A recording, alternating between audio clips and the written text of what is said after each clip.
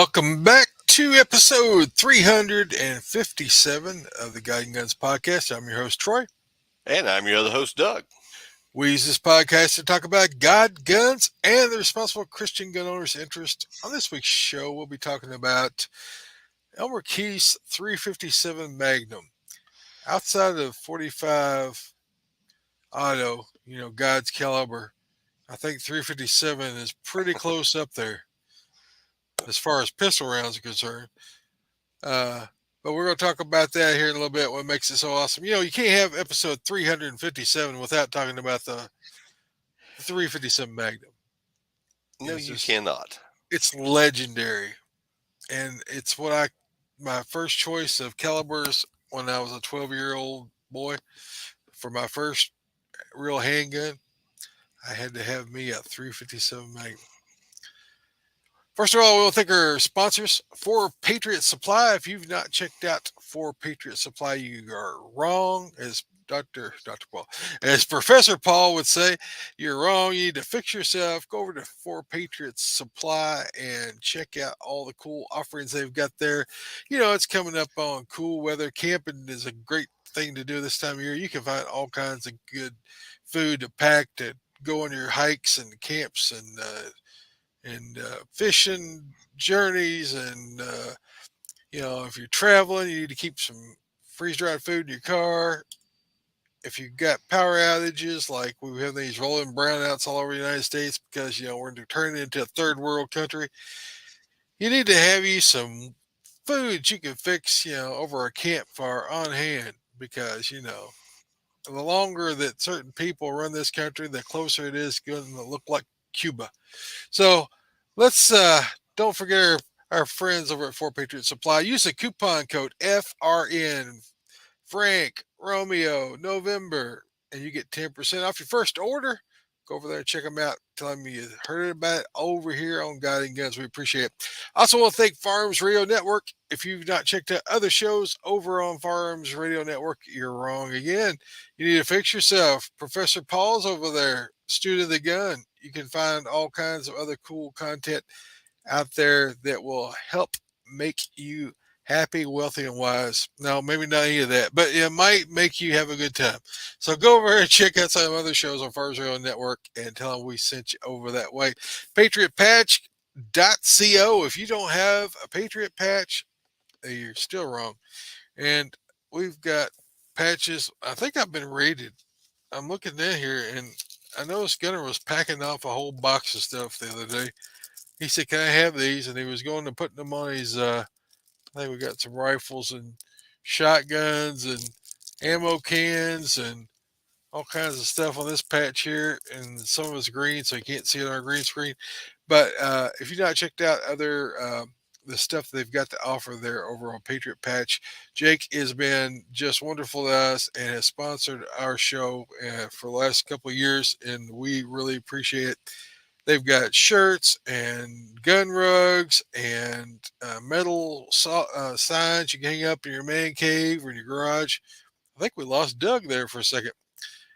Maybe everyone disappeared and I'm just here by myself. But go over and check out patriotpatch.co and tell Jake and the folks over there, the fine folks over there, that we uh, are very happy that they are supporting our show. And yeah, Doug has left the building. Uh, I don't know where he's at. Doug, where'd you go? All right, I'll go ahead and give my comments until he shows back up. This week's guiding gun activities. It's been a couple weeks. Had a lot going on. uh, Doug took a vacation and I was lazy. And then I've been working on some things, re injured my foot, had a little bit of travel in there. Families had a little bit of travel in there. It's been crazy. Been a crazy time. On the God side, daily Bible reading, church. Been going to church every Sunday. We had church security last week. One of my compadres at church is had to unexpectedly go out of town this weekend, so I'm covering for him. He's going to take my next watch sometime in October, November. time frame. I guess it'd be November. It's about every 2 or 3 months I have to serve notice to every single service, which is great and wonderful. But I am serving this coming Sunday. What else do we have going on? Let me see if Doug's texting me because he is just like disappeared. So I don't know what happened to him.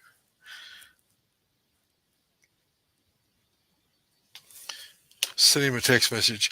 Let's see. What else on the God side? Not a whole lot else. I went to church Wednesday night, had prayer meeting, and I hear him back on. He's coming back in the room. He's still green. You're still green, Doug. Your background's still green. You're still green, Doug. Oh, he disappeared again. I don't know what's wrong with Doug. He was there, but he's not no more. So, on the good side, everyday carry, I've been carrying my Sig Sauer P365 XL and the Super Tuck, no, Super Tuck Mini, not Super Tuck, Mini Tuck. I carry it in the Mini Tuck. Crossbreed holsters, Mini Tuck. Oh, there he is. You back? Let's try it now. All right. So Doug's back. He's not green anymore. But this is my carry Not green. gun. Not green. This one is black. This is the SIG 365 XL. Has 12, one in the pipe, 13 rounds of dangerousness. And then we've got my spare mags are all 15. Looks like we got the comments are loading up over here on me. But what else is going on? I've been working on getting a shop and a garage. Got the garage quote in, and after I woke up and picked myself up off the floor, I had to do some adjusting on that garage. So it may not be as big and grandiose as I first quoted. So working on hopefully getting the start on the garage in the next couple weeks, next week or two. Cattle are doing great, all growing, getting fat and sassy, and got about 600 bales of hay put up in the barn. So we're doing good on the hay and need to cut and roll a couple fields. Maybe I'll get a chance to do that later this week. What else have I done? On the ham stuff, I'm still doing the net control on Monday nights at the 9:30 on Eastern Time, Monday nights on the Central Kentucky Amateur Radio Club.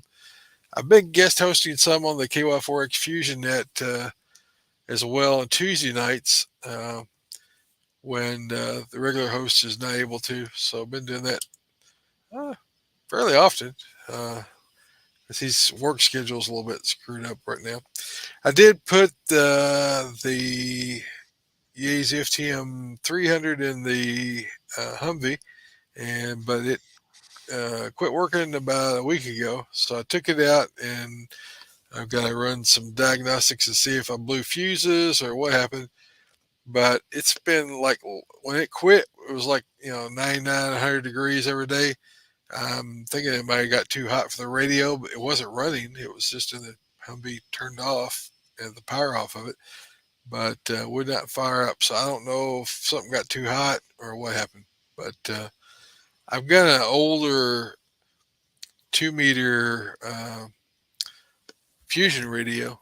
I might put in there. It's a little bit more rugged. I think it's 65 watts. I'd picked up at Hamfest. It's brand new. Picked up for a good penny and pretty cheap. I got it for Doug, but Doug said he didn't want no Yeezy junk. He wanted the Icon. So I got stuck with it. But no, it's a good radio. I might put that in there just because I only talk 2 meters most of the time anyway. I don't talk much 440 because the repeaters are far away from where I live at for the most part. So we run mostly 2 meters out here. Did find at the I don't know have we talked about since I got back from Hamfest. I guess not. Went to Hamfest. I went to Huntsville Hamfest. And while I was down there, I found everything I needed to put a military Mm-mm. whip We haven't. on my Humvee. Huh? What'd you say, Doug?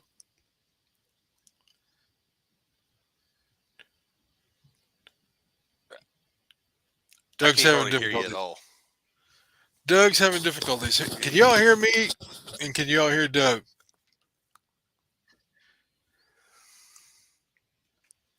Don't know. Don't see comments.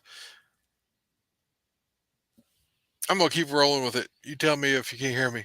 But not Doug is what Rick said.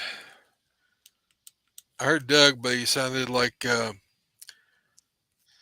dude from the '80s with that eh, jerking head. What was the name of that show? How about now? You're loud and clear. Who's loud and Loud and clear, clear. Rick? I hear Doug, but you're sort of jerky and sort of cutting in and out. Your video is really lagging. We'll let you talk here. I'm about done with my stuff. I already talked about my EDC. Talked about the Humvee. I've been driving the Humvee like everywhere I can because it's cooled down. I took the doors off and I drive it like everywhere.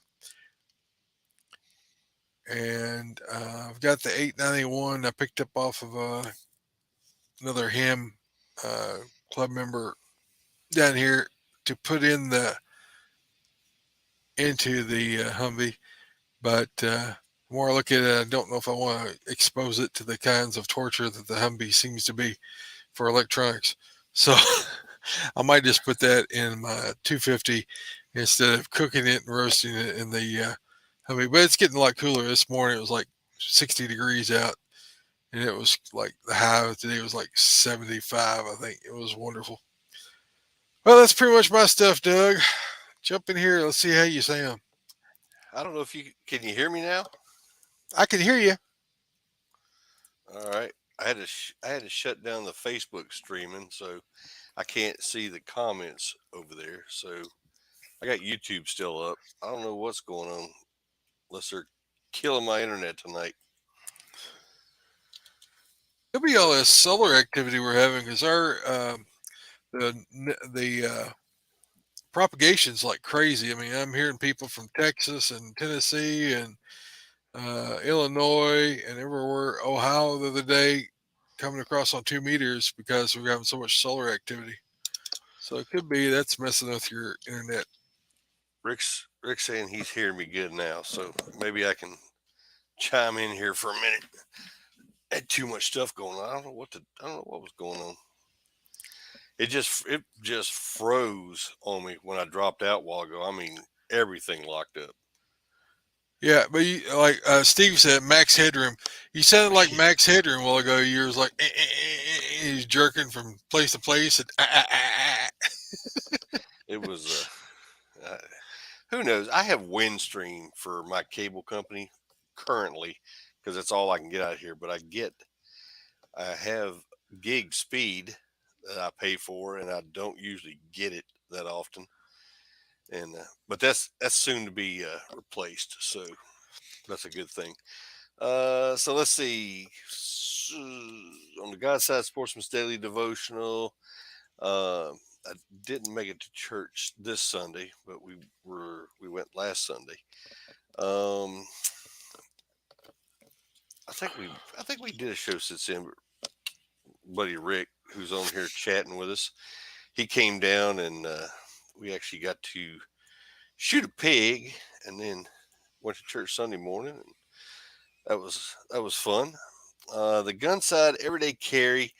I'm getting ready to leave. I'm headed out on a gator hunt tomorrow, and I got drawn for a tag.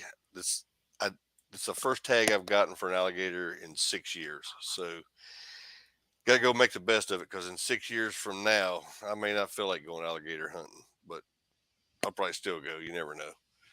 But hopefully we can get it done and get one quick. If you guys have not seen, I Go check out. There's news articles and all kind of stuff on it. I don't know if you saw it, Troy, or not, but Mississippi, some hunters down there the other day set the new state record for an alligator.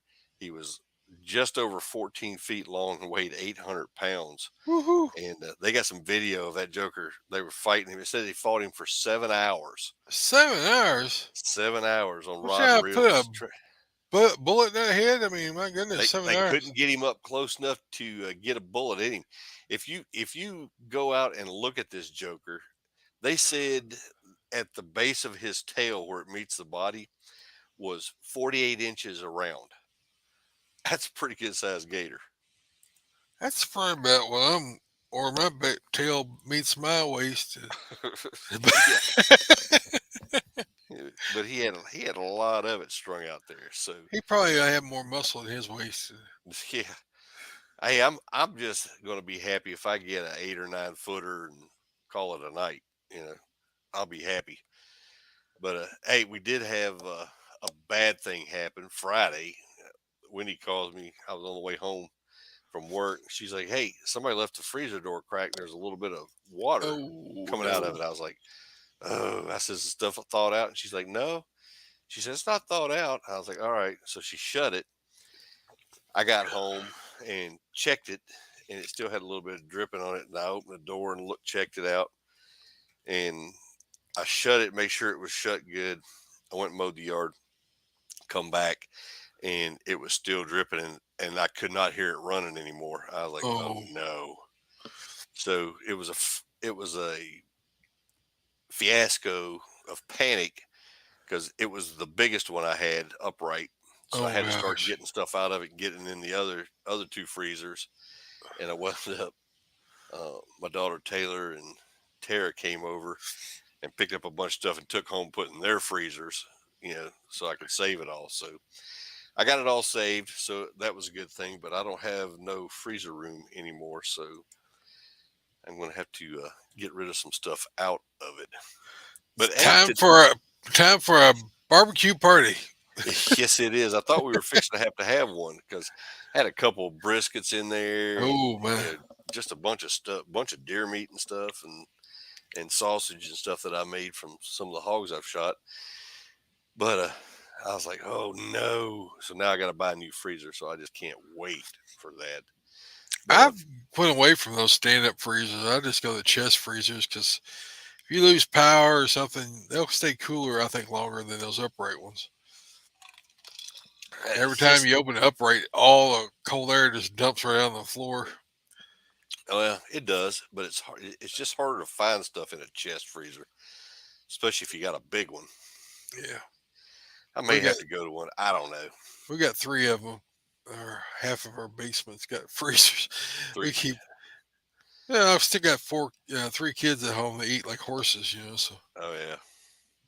and then of Eh, course myself. I may have to go to a chest freezer because they are pretty proud of the uprights. I'm gonna go and tell you. Yeah, So we've had two of the uprights, and my mother had one, and it died after about 3 years, and my mother-in-law had one. It died after 3 or 4 years, and we the one we had lasted maybe 4 or 5 years, and it died. that's But crazy. I've got chest freezers that I got one chest freezer that's 35, 40 years old. I've got another one, a small one my grandfather gave me when we got married. It's 30 years old and it runs fine. Keeps everything frozen. So I don't know. I have an upright that I bought in 1987 that is still running and still working like a champ. I Oh, better you must have bought a good one. I better knock on wood. That's Yeah, back when they used to make them to last more than true. 4 years. Remember, Hannah had a refrigerator she bought in 650. Dad was graduating from school, so it was 61, Mm. 60, 61. I mean, it was curved and had the curved handles. I don't know if you might remember. I used to shoot my bow and arrow at it on the back porch, but she would go out there and wax that thing like 2 3 times a year. Sit outside on the back porch after it had been in her house for 40 years. or whatever. She Mm. retired it and put it outside to keep soft drinks in. So when you was out working and come in, you just grab you a soft drink off the porch. Yep. Well, it's out there for 25, 30 years. It never rusted because she washed it and waxed the thing. It looked like a brand new 1957 car. I mean, it had the original paint and all that stuff on it. And I was gone. I went to college and come home and like the refrigerator that used to be in the house was sitting on the back porch. The other one was gone. I was like, it was cool. You know, it's retro, all cool.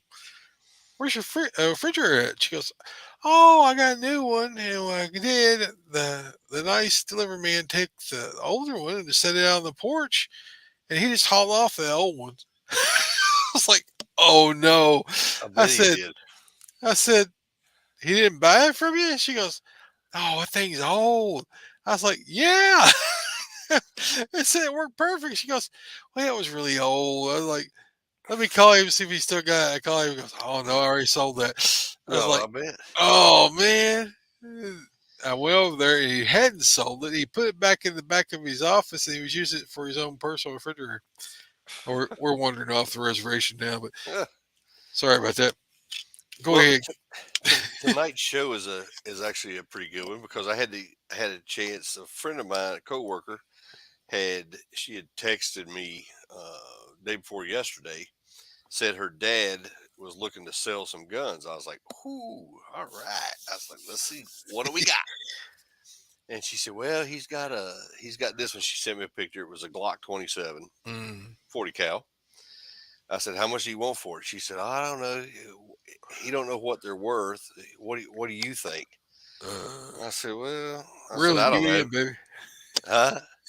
Sound like it's reeling you in. I know, right? I said, "Well," and I was trying to give her an honest price. I said, depending on if who buys it, whatever, the shape it's in, because she only sent me one side, and I can see it. I mean, it looked nice, but I said, I don't know. It'll go anywhere between 350 and $550, somewhere in that area. Depending on what somebody's willing to sell it for, and what he's willing to let it go for, how fast he wants to sell it. Right. She said, "Well, he's wanting $650 for it." I was like, "Okay." I said, "He's probably not going to get that, but hey, rock on." Why you asking me if he already knows what he wants? Exactly. I said, "Well, what else you got?" She said, "Well, he's got a Colt Python, Uh, 1967 model, and it's a 2 or 2.5 inch barrel. I got a picture of it. It's a pretty gun, but it's got pearl handles on it." And I was like, "Where's the wood handles?" I said, "Do you still have those?" And she said, "Well, he said one of them split, back in the 80s, and he switched them out to the pearl handle." I was like, "Well, it'd bring more if it had the original grips on it than it yeah. does, with aftermarket ones." But I said, I said, "I don't know." I said, "How much?" Friends, I never ask them, you know, I never make an offer. I want them to tell me how much do they want for it, and if it's a good deal, I'll get it. If it ain't, I'll pass. But I don't want to insult somebody because I'm going to try to get it for the cheapest I can. I said, "Well, how much is he asking for it?" She said, "Well, he said he should be able to get $2,500 for it." I was like, "Whew, okay." I said, "Good luck with that one too." I said, "What else you got?" I'd love to have it, and it really is truly. It's probably worth a couple grand if I had to guess. It ain't worth that much to you. Not to me, it's not. No, sir. No, sir. But it is a 357 Magnum, and it's a Oh, pretty I'm you. gun. Oh, It's yeah. nice. But I was trying to find a price for it just to see, because gun broker and all these other sites. I could not find one anywhere for sale like that gun. Yeah. And so I don't know if people are just holding on to them, ain't selling them, or what. But uh, I could I couldn't find one, so I couldn't give her a you know asking price for it, or what it might go for. I found a couple other. I went out on Colt's website, ran the serial number on it, and I tried to find it, but I found one that was close to it. But it was I don't know if it was a limited edition run or a special edition or something. But Gunbroker, they were asking $5,500 for that gun. And I was like, well, that's not what he's got. So Yeah. I, I don't know. He may never sell it, but I told her, I said, put it on Gun Broker and see. Somebody's got more money than sense. They'll buy it. Yeah, I mean, you got real collectors out there that have, Yeah, lots of money and they're trying to get out of cash right now because, we're turning into Cuba. But I understand it's a different game. We're not, or I wouldn't consider ourselves collectors. We collect things we like, but we ain't collecting for the monetary right. trade values of things. No. Uh-uh. So, We don't look at the grades and stuff as long as everything works on it and it's got a good finish. We're pretty and we happy want with it. it. Yeah, we want it. The first thing you have to go is in pearl handles because I was like, no, I don't like that. You But could get supposedly, some dude clothes. yeah, supposedly he's got some rifles and stuff like that. But I don't know why she was asking me what they're worth. If he knows, it sounded to me like he knows what they're worth or close to it anyway. He was a little on the high side, but I tried to be honest, and like I said, he might get it for that. I don't know. Just wasn't worth it to me for that. Oh yeah, I Now, if, completely if he'd understand. come back and said $500, man, I'd have been gone. Well, yeah, I'd have went and got it right then. well, yeah. But You and every other red-blooded American in 100 miles. no I doubt, might have drove from Kentucky for $500. I know, right? I might have drove the Humvee down there for. Cost you $1,000 in gas to drive the Humvee down here. Oh, it ain't that bad. Everybody thinks the thing's horrible, but it ain't too bad. It, it's diesel, right? Yeah, 6.5 diesel. Hmm. No, they're not too bad. We didn't have to fill them up too much over in the desert. Yeah, I mean you're not supposed to, run them wide open or anything. But I think if you go over 55, it says you're over speed. But I've been up to 70 and it didn't blow up. But it likes it a lot better now with new shoes on it. I put new tires on it last week, and boy, it Does it? rides a lot smoother, a lot quieter, I bet it and does. yeah, I like it. I Well, that's like it. my stuff for this week. What you been up to? Well, I already told my stuff, so I Oh, guess we're did gonna you? move on to the next thing on the list. Let's see. Oh, when I had issues, did you already do your carry too? Yep, I think I was com- you, I think I was to your coming care, back in just as you were doing that. I have I'm carrying the baby version of yours. I have Babette. the Babette. I have the. Let me see which way am I going with it here. I have the Sig 365 with the Romeo Zero on it, and I really like it. The only thing that bugs me about it is, and I have to keep messing with it all the time, is the lens from carrying it is so much.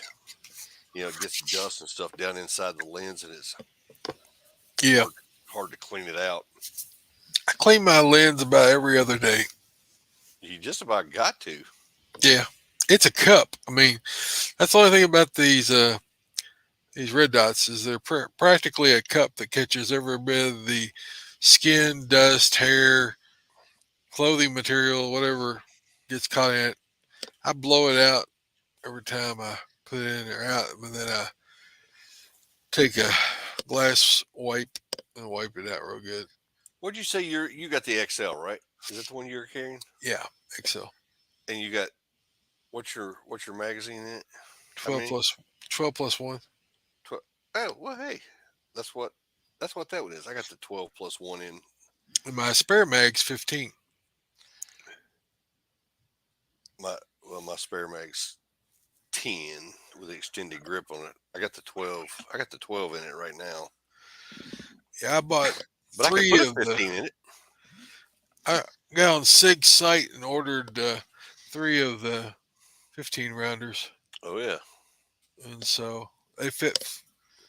I mean, with this little thumb thing, whatever, it fits flush. I mean, it comes all the way up the bottom of the XL, Hmm. so there's no gap or anything in it. like on the Springfield XDS, the 9 round mag was always like, unless you put that little longer sleeve on it, it was always awkward because it didn't It stay didn't where it feel was right. supposed to. Yeah, it wouldn't like stay, and it always pinched your finger when you slap it home. Hmm. Like, ow! Yeah, I need to let that one be free. That Springfield Armory XDS 45, Is it 6 rounds of anger. all black or bitone? The black, all black. Dude, I Yeah, had one. Bitone, you traded it. I had three I bitones. know. And you always want another one. You always trade them. Well, I was always trading up, and when you got a bitone, everybody wanted it, Uh huh. and I traded for some good stuff, man. And Yeah. then just go buy another, get another one. You just buy you some cans of silver spray paint. I know, right? You make Bitones all day long. just just paint it up. Ella's in here with me, and she Uh must oh. have just rolled over. I heard her back there grunting and carrying on. I was like, what in the world? Buddy is having rough times, y'all. Is he? I got him some of those chew things that's supposed to help them with their arthritis and hips and all that stuff. He got to where he can't hardly get up down the steps. He get to where he shakes and stuff. Mm, So I take him out the ground floor. We gave him in the basement now. He walks that ground floor. He always wants to come upstairs, be up on the porch with me. So he makes it up there. And then he don't want to go back down to the yard. So I have to walk him down the steps. And then he's got where he stumbles and he can't hardly hold himself up. no. I wouldn't say he's in a lot of pain. He just seems weak. Uh, but I gave him some of those chew things, and he's been having stomach problems. He's been throwing up, and he's been having diarrhea. So the kids are uh, not too happy with him. They've been cleaning up after him, but I don't know how much longer he's going to be with us. Mm. But I gave him those chew things. They came in today and gave him one of them, and boy, he wolfed it right down. I thought, oh, this might work. And a half an hour later, Krista says he threw that up all over the floor. Oh no. So I'm gonna put him in his kennel when someone's not with him, because if he barks, it's almost too late to get him out before gets sick or Hmm. has to get out. So we're just gonna start keep. When he's in his kennel, he won't go to the bathroom. But if he's out, he'll run to the door. Or he'll go bark. But by the time someone get to him, he won't make it. Right. So I don't know. If Poor if boy. he if I knew he was in pain, I would go ahead and put him down. But he seems to be happy to see us and wags his tail and wants to be sitting with me all the time. He always wants me around. He's getting where he can't see too good. He can't hear too good. So he don't like being by himself. They get when they get older like that. Hmm. All right. So I didn't have any feedback. Uh, I saw that earlier that someone was stuck on the side of the road. Who's that? John was stuck on the side of the road. You still live out there, John? You getting your truck fixed? Wait, no road service. He said car or truck. I don't know which. But I noticed that Tiffany said hello to everybody but me. So she said hello to Rick and hello, Daddy, and hello. I Yeah, I don't. just saw that a minute I ago don't when I rate, was. man. I tell you what. What did I do wrong, Tiffany? I'm not Uncle Troy no more. That's just a shame, ain't it? I tell you what. Oh, I'm so sad. All right, comedy. What do you got for us? I got one tonight, and I don't ever remember telling this one, so this might be a good one.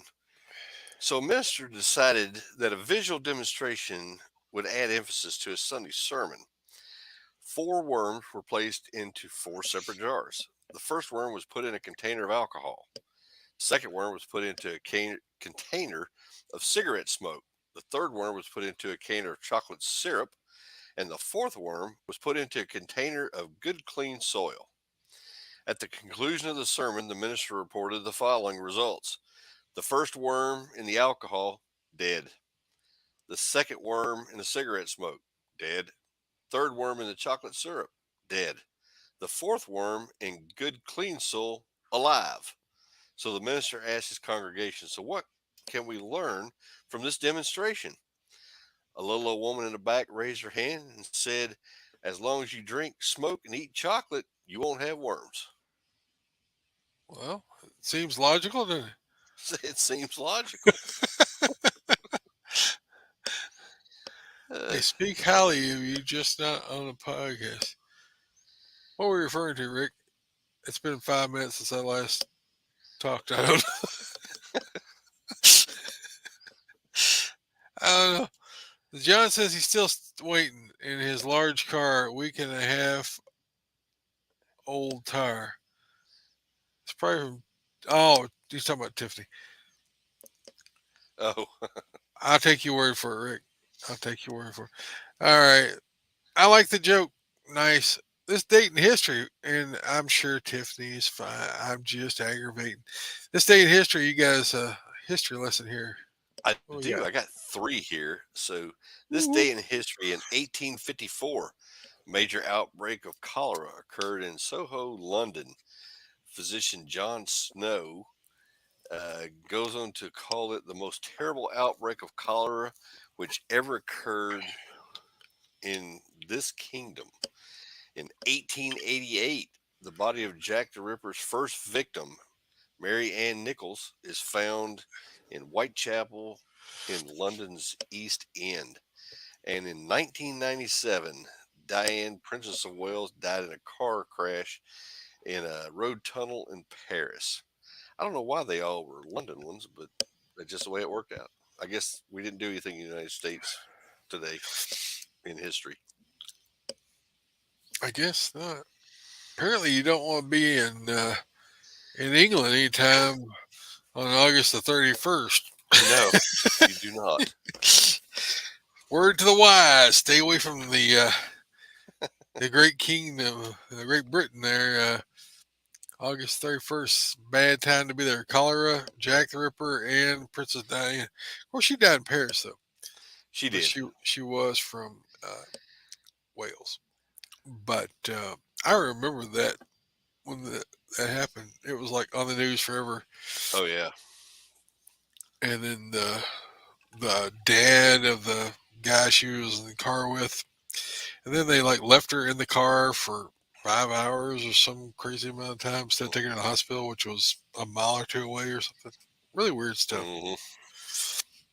I would say probably it was a hit job, but if I was willing to risk my life on saying things like that.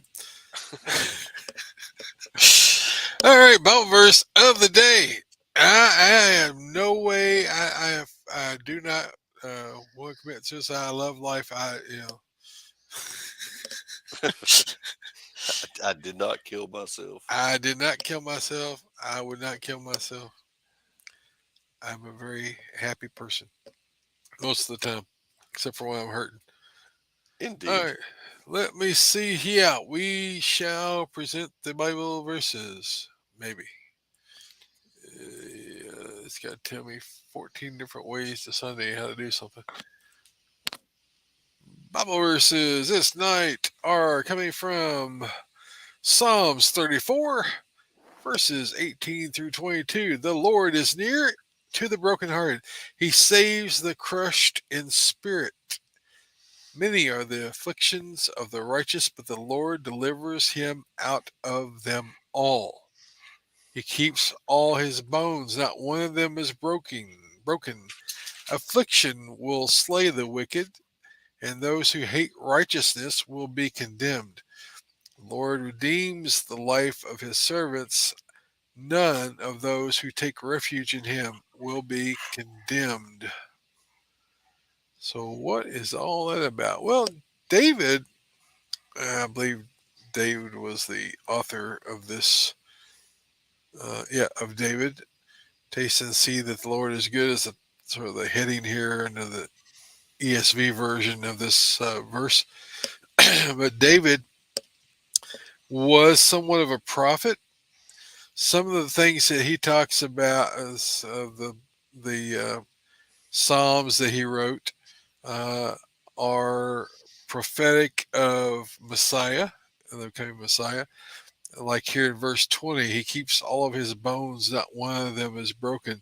There is a reference to a prophecy of Jesus that when he was beaten and flailed and uh, crucified, that he did not have a broken bone. Uh, and but David was a person who had suffered greatly. He was persecuted greatly. He was persecuted first, of course, from King Saul. I guess you could say from the lions and the bears as being and his older brothers when he was a young man. But he had many victories because God was with him against, of course, Goliath, and of course against ultimately against. I've just drawn a blank, but against the king and against those who attacked him and all the battles he was in, he always gave the honor and glory to God for being the one who protected him, for being his shield, his fortress. His, I mean, there's so many verses where David is continually saying how God has protected him, how that thousands of fallen to one side and died, and how the arrow of the archer never came close to hitting him, and he talks about how God is with those that are brokenhearted, with those who are crushed in spirit, that he lifts their spirits.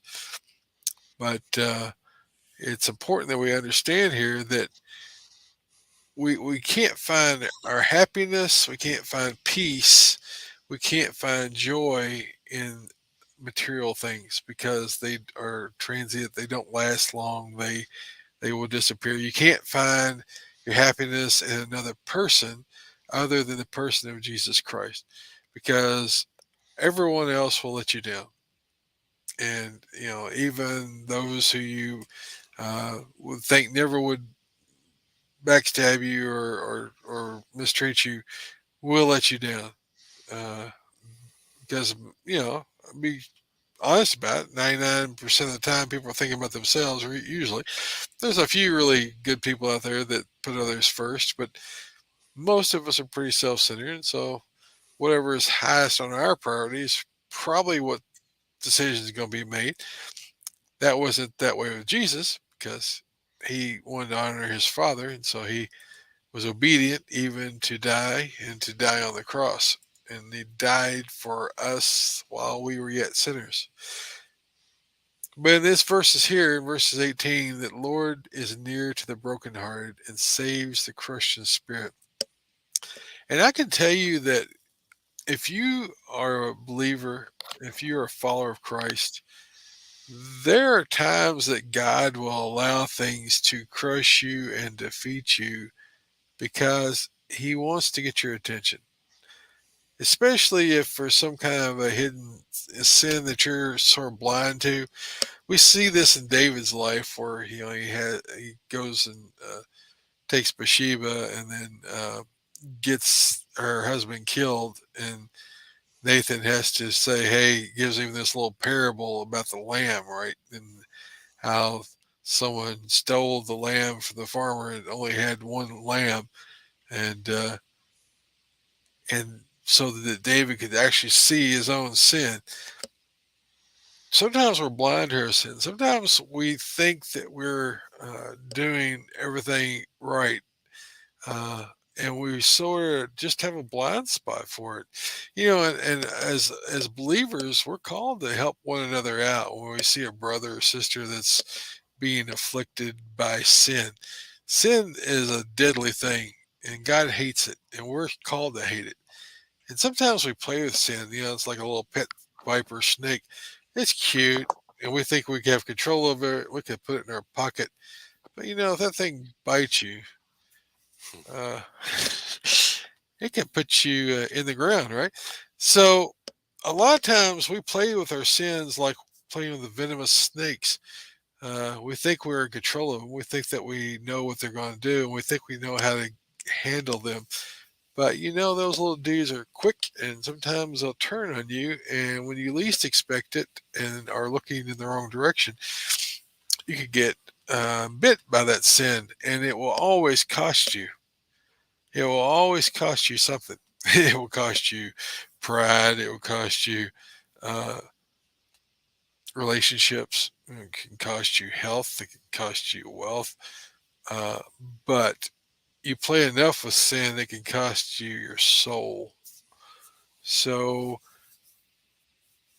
be careful when you're out there that you're examining yourself. Paul calls us to examine our hearts, to examine uh, our walk and our relationship, and make sure that we're being honest with ourselves.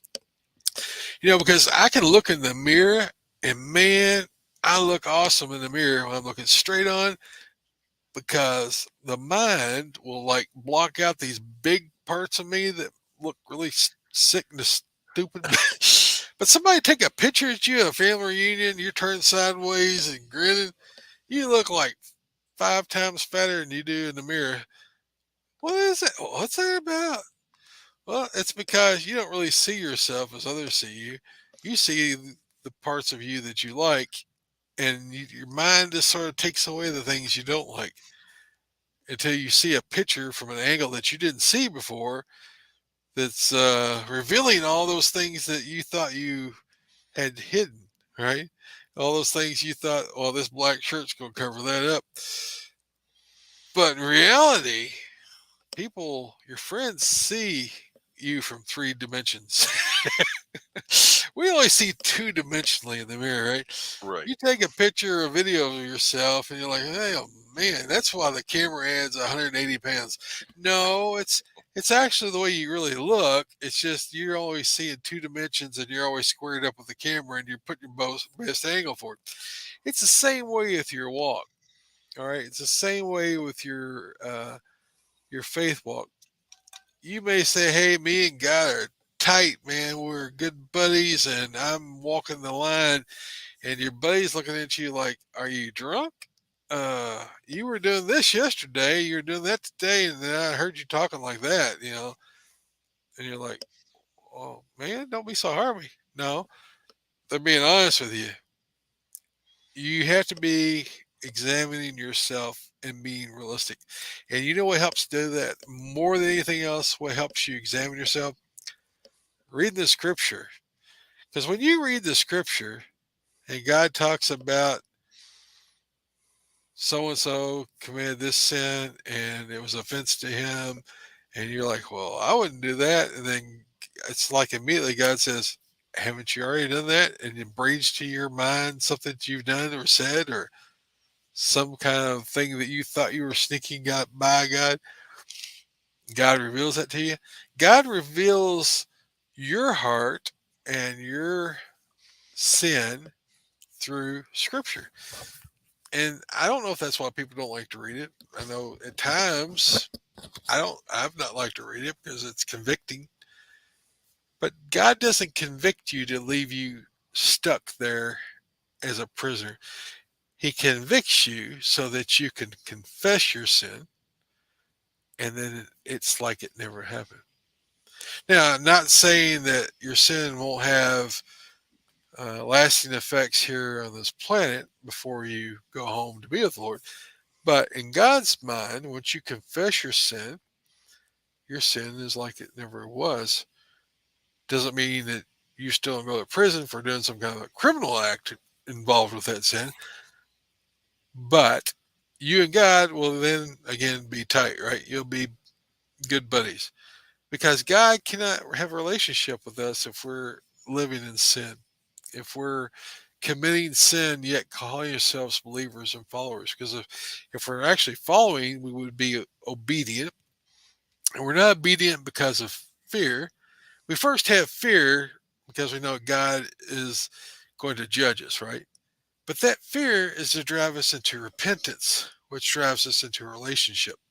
And once we have a relationship with God, then when you have a relationship, you talk to God, right? And so as you talk to God, you start appreciating the grace that He's given us to this point, that He didn't smite us down whenever we deserved it.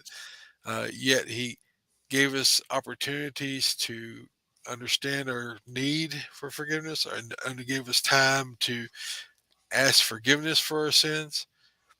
And so when we are convicted, it's to draw us to be closer to Him. And we can only be closer to Him by confessing those sins and removing those barriers between our relationship with our Creator and ourselves. And so when we read here in Psalms 34, we know that David experienced that. David had done horrible things. I mean, he had the husband of a woman he was cheating with killed to cover up his sin, and he acted like he didn't know anything about it. And he was the king. You know, they had already had several wives, right? They took someone else's.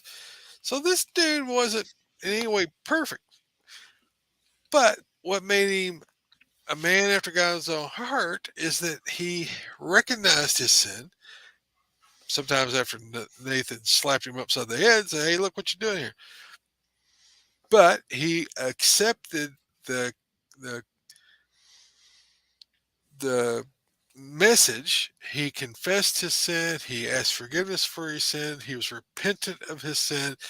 He publicly mourned because of this. What the consequences of his sin was that he's lost his son. Right, the baby died.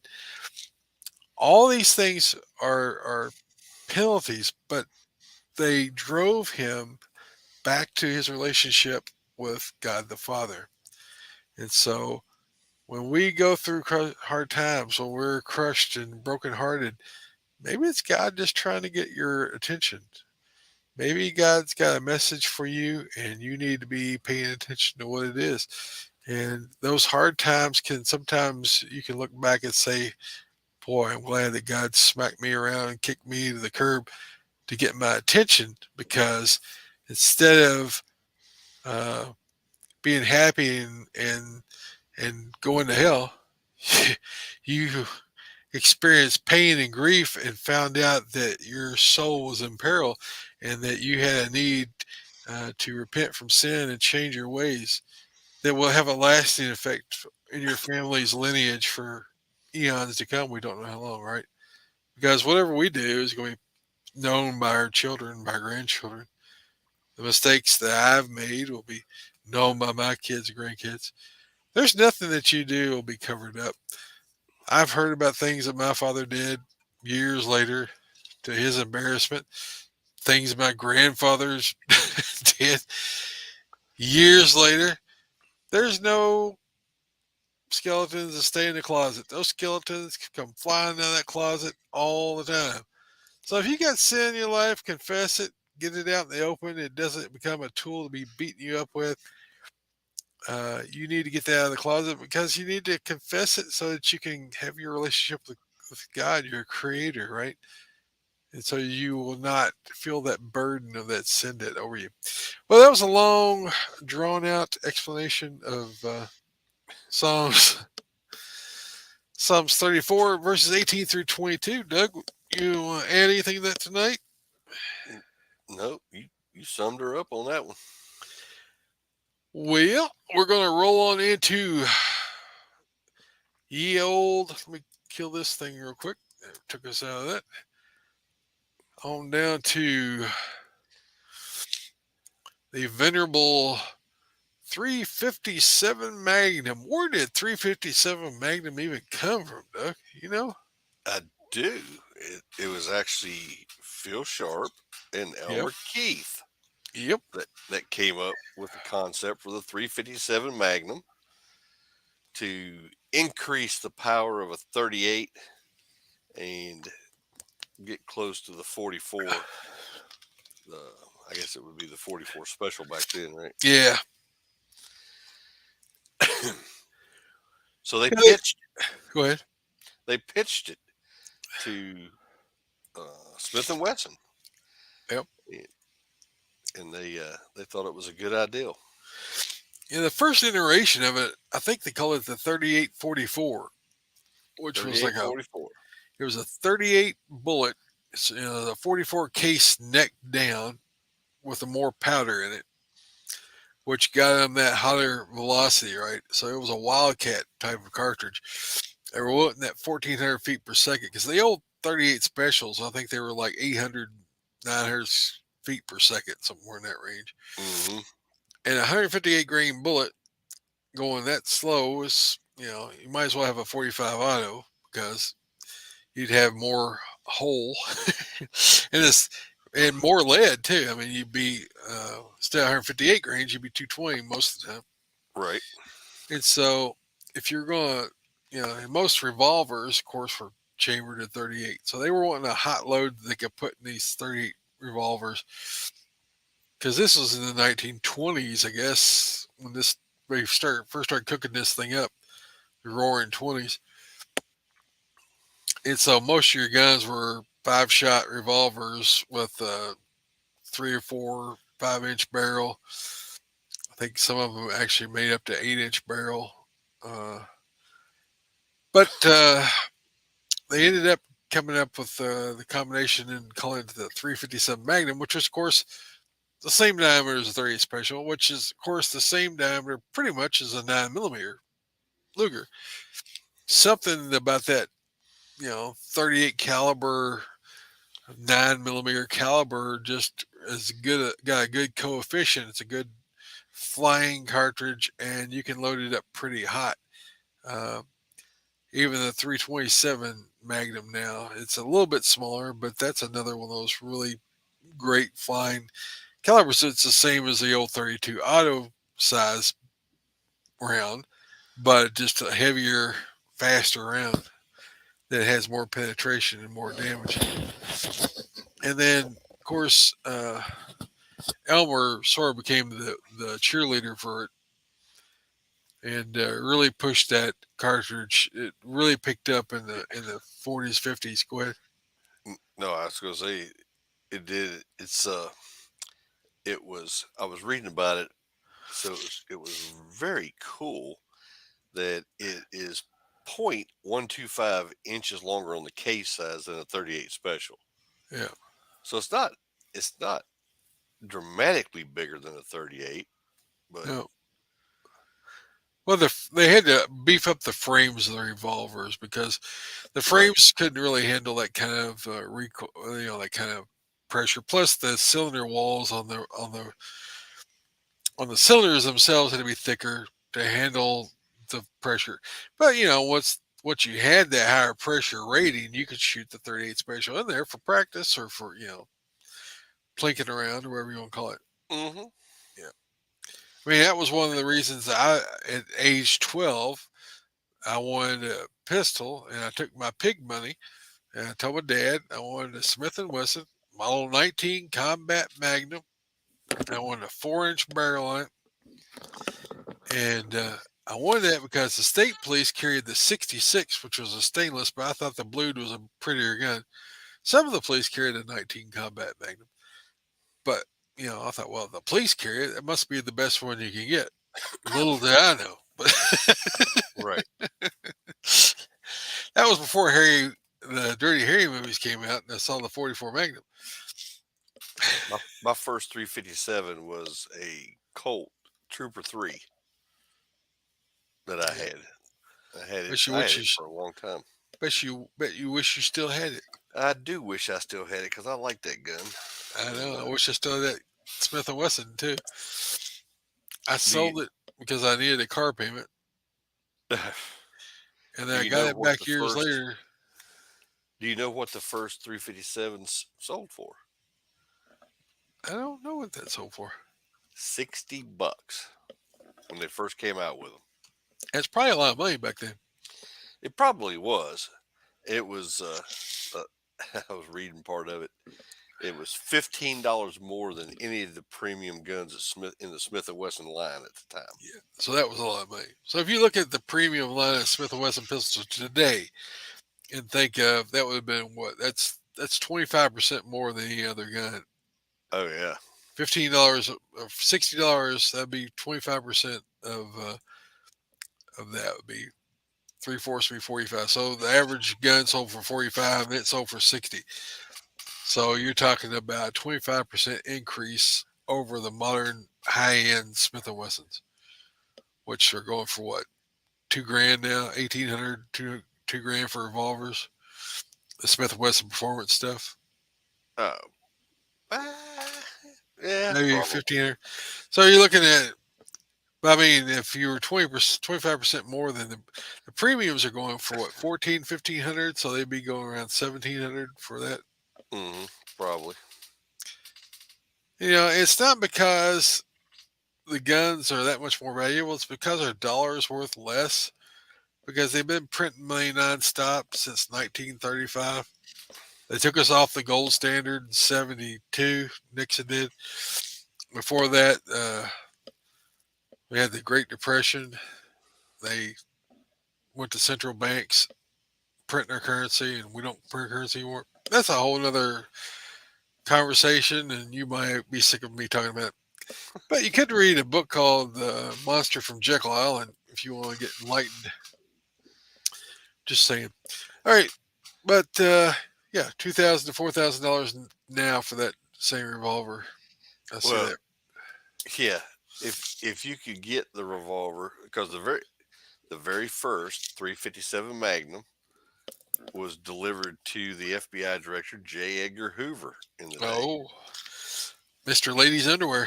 That's right. Ah, my little brother's home. What's up, brother? I dropped the bottle again. But I thought it was kind of neat that they quit making Smith and Wesson quit making the 357 in 1941, so they could send all their attentions to the war effort, and they didn't start making it back again until 1948.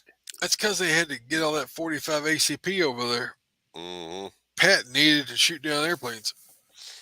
I do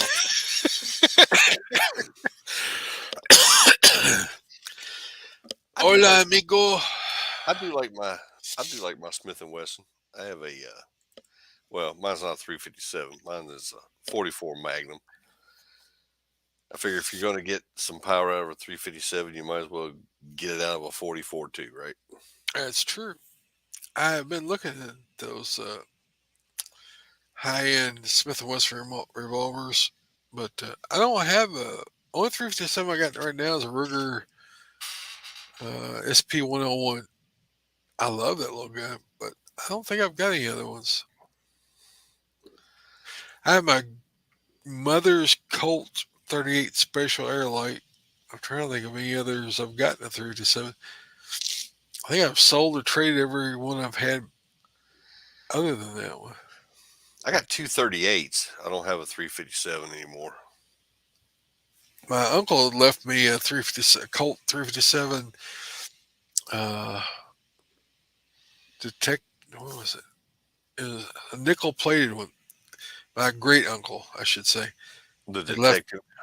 Yeah, but it was a 357 uh, Colt, and he told me it was mine. And then he had a guy that came and hung out with him some there at the end when he had cancer, and uh, he stole everything that my uncle had. Mm. I think he stole like 10 grand out of his bank. He stole his pistol and stole these war medals, and I did get the war medals back, but he was a bum that lived down the street. My, John just chimed in when I said I didn't have a 357. He said, I do. Yeah, he does. I saw He that. he's got a new 6-inch Colt Python, one of the new Pythons, I know. and it is pretty. Penny did good. That was the only horse that she bought. I think I agree with. She did do good on that one. She did good. Need to have Penny talk to my wife about buying Colts. Jim over on the YouTube channel, he said 357, very versatile, maybe the best handgun caliber ever. I tell you what, it is a mean cartridge. I've the number of things I've blown up with 37s and shot. I can remember shooting milk jugs 100 yards with those things, and man, they go sky high. Hmm. That's a fast round. I had a dog attack me one time, and I had that Ruger SP-101, and it come at me, getting ready to eat me up, and I whipped that thing out and put 5 rounds of that dog while it was moving, and it's got a 2.25 inch barrel on it. So I was blasting away. It moved maybe 3 feet in my direction after I opened fire, and it dropped, and it was going to eat me alive. It was rabid or something. It was crazy. Uh, but I have used it on a lot of animals. I've shot groundhogs with a 3-7 before. It does a great job on groundhogs. Hmm. Trying to think of anything else any kind of animals I've shot besides groundhogs and that dog. Turtles. I never did shoot a turtle with one that I can remember. I always shot turtles with 22. I'd shoot their heads. I always thought that was good target practice. Oh yeah. Oh, I did shoot a groundhog last week. That was fun. Oh, Gunner said, did you "Hey, get another one? yeah, well, he's a good size one." I was sitting there, and standing there in the kitchen talking to Gunner. He goes, "There's like a big groundhog out in the alfalfa field." I was like, "Really?" And I looked like, sure enough, I'm like, I thought I'd kill every groundhog in this country right here. And there he was standing out there in the field, up above the alfalfa, just proud as can be. I went and grabbed the Tika on there and dropped a subsonic round in it, and opened up the door and stepped out the door. As soon as I did, everything fogged up. Oh, geez. Yes, of course, the air conditioning scope hitting the hot 98-degree moist air outside, it just goes. Whoop. I was like, I can't see anything. So I stood there. I knew I had it on him. So I just stood there until the temperature inversion occurred. It started getting less and less cloudy. It started clearing up a little bit. I had the crosshairs right on the top of his head, and flipped the safety off and Send sat it. there, waited, and he dropped back down to the ground to eat again. And we popped back up the next time. I could mostly see the crosshairs on top of his head. I pulled it, and it's like, it's so quiet, that bolt action and that suppressed rifle, and I could hear the bullet hit him like whack, and he just falls backwards on the ground. And then he rolls around, and he crawls into the ditch. I'm like, gosh. So I don't know if I hit him high enough that knocked him out, but he never came back. That was last. And then the vultures have been circling his hole for the last week trying to find him. So I've never seen him since then. So I know it killed him. It just he got into the hole, I guess, before, because it wasn't a high power round. It's just that 800, 750, 800 feet per second subsonic round. Hmm. But you could hear it hit him. It's like a whack. Sort of. I don't know how you explain. It's just like a wet smack sound. If you've ever heard it, you know what I'm talking about. Yeah. Yeah, you can watch. Well, your 22 is quieter than mine is, but I can. You can watch any of those videos where we're shooting hogs after we got the suppressors, and you can hear whack. Yeah. You hear that swap. It's a distinct sound. You know what it was. That last one me and Rick shot when he was down here a couple weeks ago. It was so funny, dude. We shot that joker, and my thermal, because I was recording, and you can actually see when the bullets hit him. You can see the blood spatter Oh fly yeah. off the backside of him. Yeah. It's like a one I shot. You see the brain material fly out of the back Oh of his yeah, head. It's like, oh yeah. uh, This one we were trying to shoot him in the head, and just as I started counting, he had his head up. I started counting down like three, two. We got to two, and he dropped his head back down in the hole, uh, and all you see is the crosshairs go. over to the shoulder. One. Bow. Night Yeah, night. He gone. Dirt nap. yeah. Well, that's about all I got on 357. I do love the caliber. Uh, I've been looking at like John's. I've been looking at the Colt. I always wanted a Colt Anaconda. I always liked the Diamondback. I always loved those guns, the original ones. I have, and the new ones are okay, but they're not the quality. They're not that glass trigger kind of a feel to them. I think you can get them polished up, and they'll be just the same. They've got the materials to do it, But like you talking about, man, they want some collector prices on that stuff. Oh yeah. It's outrageous.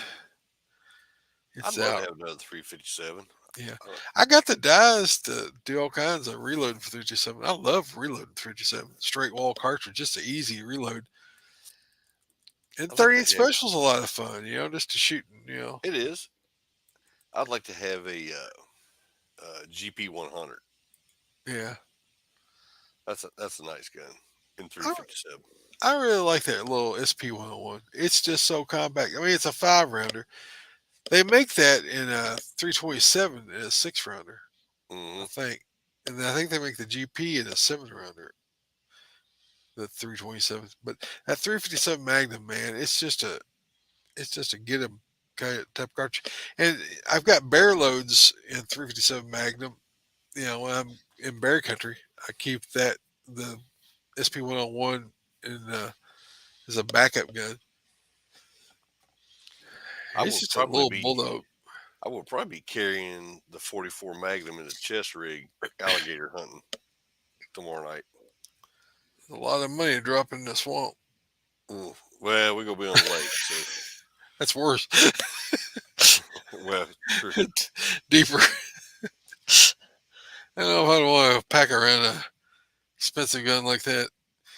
I might have a Charter Arms diecast 410 with a slug in it if I was on a lake. Well, we also have a 44 Magnum bang stick, so Yeah, that will uh, that will probably be the one that dispatches him. I would imagine. yeah, You don't gotta get quite as close with that one. yeah. I mean, I know that all my guns were lost in a horrible boating accident, but some of them might be more missed than others. Right. Oh man, Yeah, we that's the need worst. to. That's the worst feeling in the world when you're in a boat and you hear plop, plop. We, That's when you take up scuba diving. dude, when me and John were and Winnie and Penny were down in Florida last year, we were out on a boat fishing, and this guy's was standing next to me. Had his little boy next. Little boy was next to me, and it didn't matter what we did. He wouldn't pay attention. He moved right around. He got hung up in my line more times, and I was like, oh, okay, no problem. Well, I was standing there, and it was night, and I heard a set of car keys hit the deck of the boat because the Oh, metal boats and stuff. And I looked over, and the little boy's dad had reached in his pocket to do something, and his keys fell out of his pocket. And as soon as they hit the deck, that little boy turned, playing with that rod and stuff, and kicked him keys. I heard bloop. I was like, oh no, uh oh. And his wife lived 4 hours away oh no. from him and his son came down just to go fishing. So he had to wait for her to go down and bring He the kicked him keys. on purpose. No, he just wasn't paying attention. He didn't Uh, see him hit the ground. He was doing cartwheels and spinning around, and, everything, anything but fishing. anything a little boy can do, playing with the squid bait and stuff. Yeah. Oh, we need to wrap this thing up. We got people that have to work tomorrow. I think you got work tomorrow. Hey, wait, I, I got work tomorrow. I do. Yeah, ways you can help out the show. We got some patches and stickers left. We got a subscribe star account called God Dash and Dash Guns. So you can go to subscribestar.com /God Dash and Dash Guns. You can send us a little bit of love there. You got the next two. Then we got the Armed Citizen of the Week. PowerTac lights. If you're looking for a good light, go check our buddies out at PowerTac.com.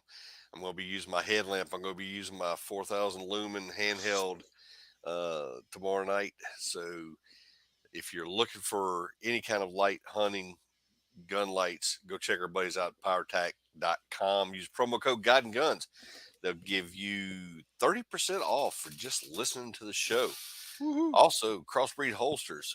If if you want a good carry holster, go check out Crossbreed. They got a holster for pretty much any situation you want to carry. They're comfortable and they will fit just about any gun you have. So go check them out, crossbreedholsters.com, and use a promo code G&G. They'll give you 10% off for just listening to the show. NRA Armed Citizen for this week comes to us from Indiana. We haven't had an Indiana one in a while. A wife took action to save her husband's life when she opened fire on a 45-year-old man who held a gun to her husband's head. At 6:30 p.m. on August 7th, 2023, the 45-year-old suspect drove into the front yard of the house owned by the man and woman, exited the vehicle, grabbed the husband, forced him to the ground, and pointed a gun at his head. The man's wife, who watched the situation unfold, used her handgun to fire at the suspect. When officers arrived on the scene later, they found the 45-year-old suspect with a single gunshot wound. He was taken to a local hospital where he was pronounced dead. Indiana State Police investigators told WDRB News that the deceased assailant was well known in the area and had a criminal background. And that comes to us from WDRB News, Salem, Indiana. She's Well, a how pretty good about shot, I that? guess, if she busted him pointing a gun at her husband. Yeah. Or she didn't value her husband as much as. Well, I wasn't going to say that, but Yeah, go ahead and shoot him. I don't care. Bam. One of us got to have some relief. somebody's got to have some relief. To quote the old Jerry Clower. Jerry Clower. One of Shoot up us in here got to have amongst some us. relief. Shoot up in here amongst us. One of us got to get some relief. All right, go wrap it up. Send your feedback to Troy at GuidingGunsPodcast.com or Doug at GuidingGunsPodcast.com. please tell your friends about us. Leave us an iTunes review. Like us on Facebook at Facebook.com/Guiding Guns Podcast. You can subscribe and follow us on YouTube. You know how to do that. You get that notification bell. You can follow us over on Instagram. You can go over there to our Rumble page. We're live on Rumble right now. You may not believe that, but you go over and open up your Rumble account. You can look, and sure enough, we're live over on Rumble, I think. I Rumble. I'm not there at the moment, but I set everything up. It should be live. You can find this. I don't know MeWe anymore. Our website is guidinggunspodcast.com. Guidinggunspodcast.com. Until next time, Doug, have a blessed week. And keep your guns close, but keep your Bibles closer. Everybody have a good night. Good night. Thank y'all for being with us, and come back and see us soon. And I am going to say adios.